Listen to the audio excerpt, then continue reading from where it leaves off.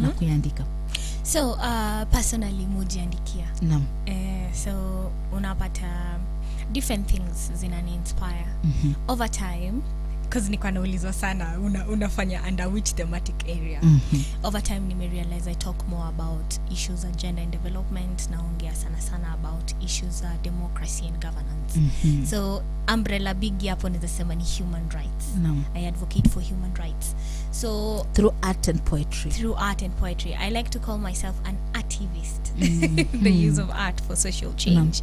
And most of the time the pieces I write ziko in tandem na zile experiences mimi mwenyewe nimekuwa nazo. Kwa mfano.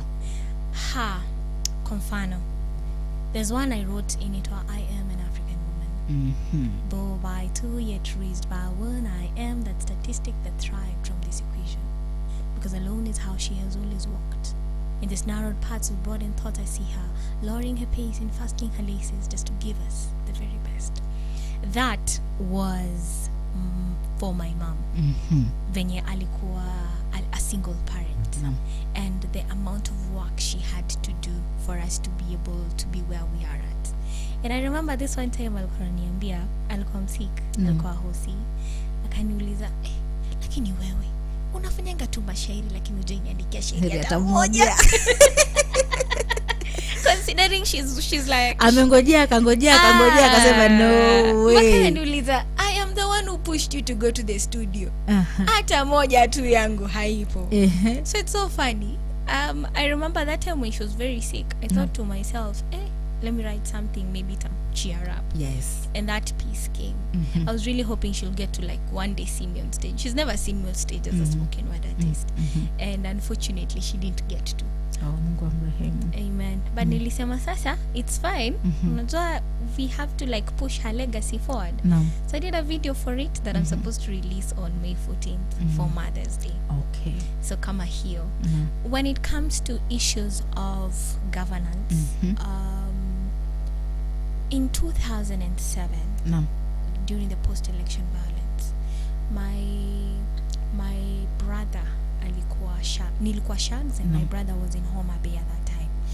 And I remember him calling and telling us, we are not able to stay home. So most of the time sisi mavijana siushikana, tunaenda tunaishi kwa hospitali ama tunajificha kwa churches. And I asked him why. It was during akasema because of extrajudicial killings, the police would just come in and shoot. It is alleged, rather, that they would come in and shoot. So kwa tafuta mahali pa kuhifadhi na kujificha. Yes, ya kujificha. And I remember I was furious because I remember tulikuwa tunafanya hashtag fulani inaitwa Rise Humanity. I'm a social media strategist. Yes.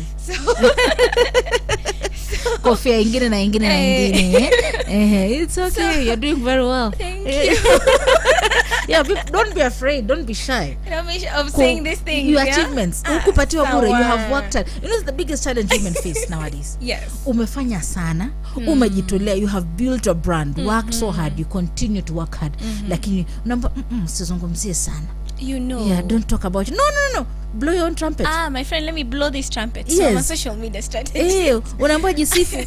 Alafu ndo utasifiwa. If you don't jisifu, watajuaje ndo akusifu? That's true.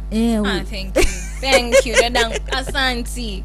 So, Nyash, the late Nyash, alikuwa anani guide on doing the hashtag Rise Humanity. And I was collecting stories from Kisumu at that time. And the media, kulikuwa na media shut down.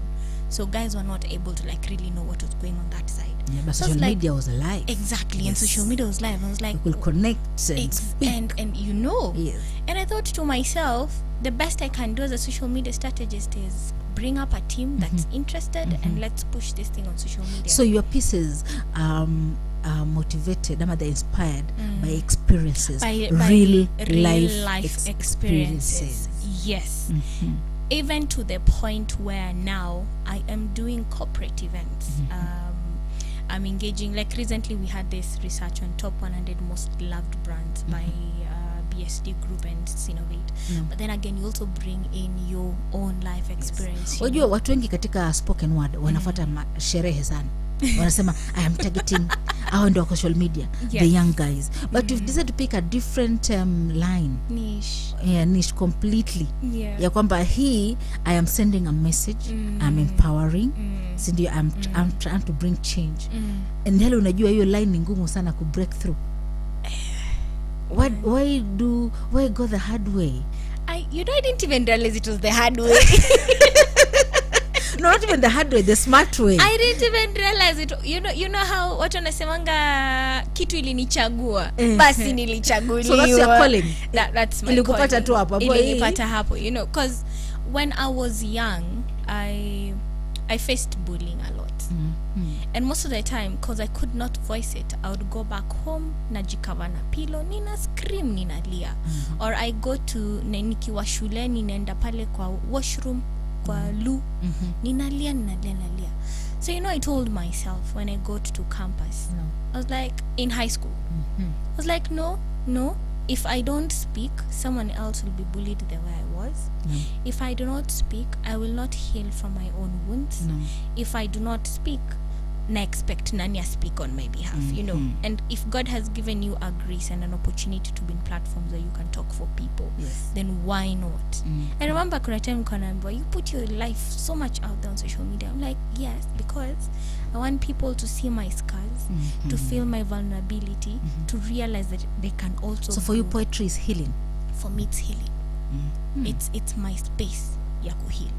And now it started with myself, and then now it's for everyone else.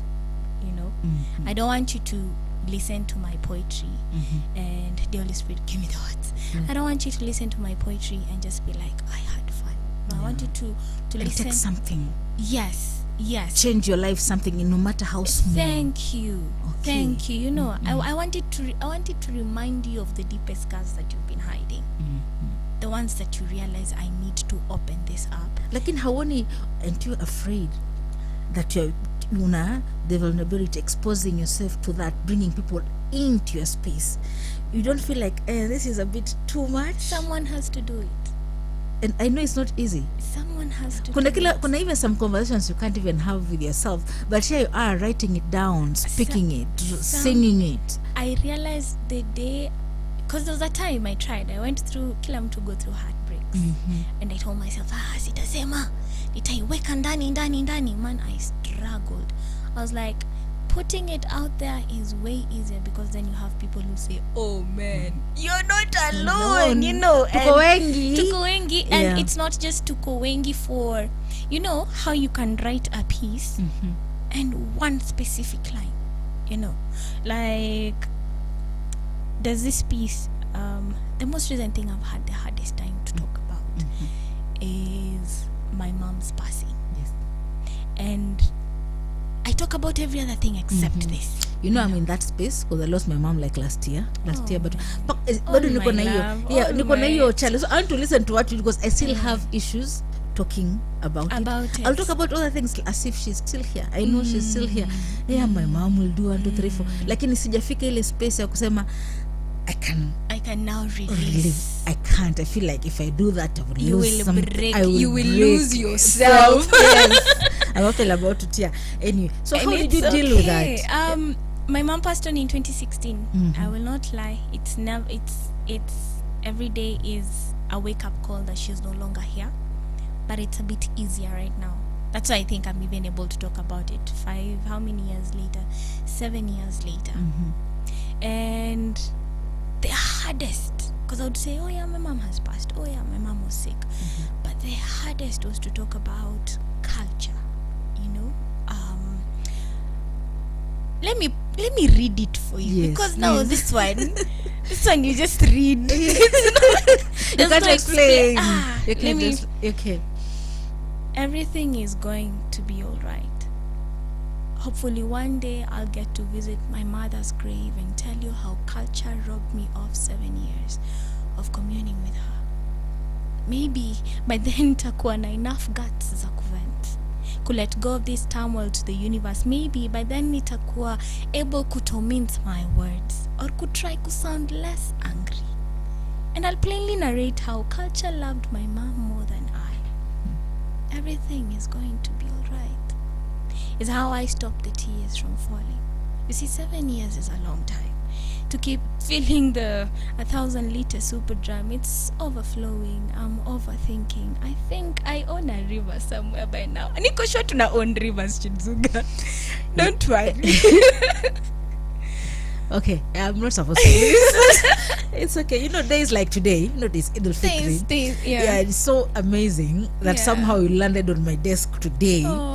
And we're discussing about how to deal and just let go, because you can imagine a day like today is kawaida wakati wa Eid, the tradition at home. We'll all go to shags, and then my mother will be there, do all the cooking, you see, and all the grandchildren, the relatives will be there, and then I'm yet to get there, you see, and then here you are today telling me, I think I need to learn. I need to learn to write, because I write a lot, maybe because as a career journalist and all that, but to write about what you feel, what I feel inside, what genuinely, I feel.